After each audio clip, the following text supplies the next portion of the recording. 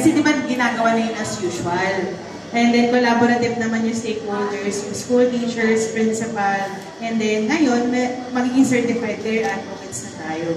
But with the witness, yung coaching, kasi limited yung time, so hindi natin masyadong nai-implement yun.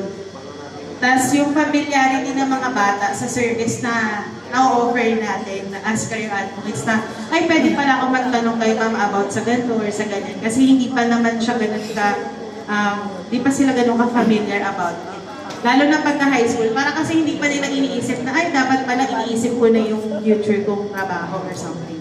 Sa opportunities naman, doon namin nilagay yung strengthening outside linkages since dahil, ayun na nga, strength natin yung career fair opportunity, mas marami pa tayong chance na pumili ng mga schools na nagmamatch sa local job market.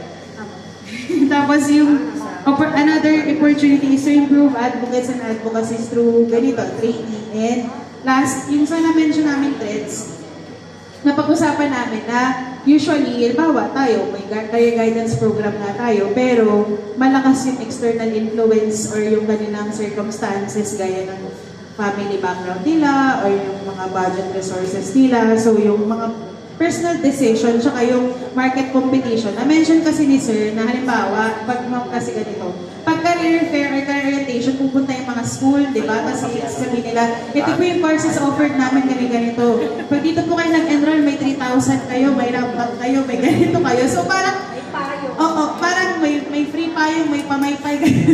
Pero kahit hindi nila gusto na, ito na lang kaya ako, kasi parang mas makakatipid si mama ko dito. Or magkakaroon lang, magagamit ni mama yung voucher ko dito. Kahit hindi nila gusto yung course na offer pa, academic track lang nandun, pero ICT yung gusto nila or parang arts and design sila, papasok na sila doon kahit hindi naman yun yung gusto talaga nila or yung interest nila.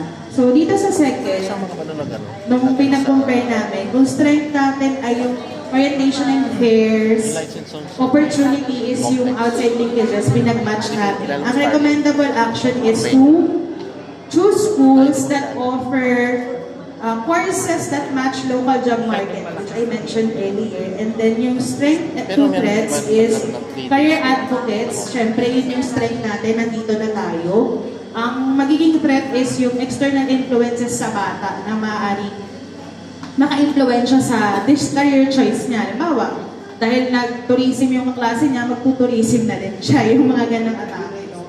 So, anong gagawin nating recommendable action doon? We can strengthen ang ating coaching and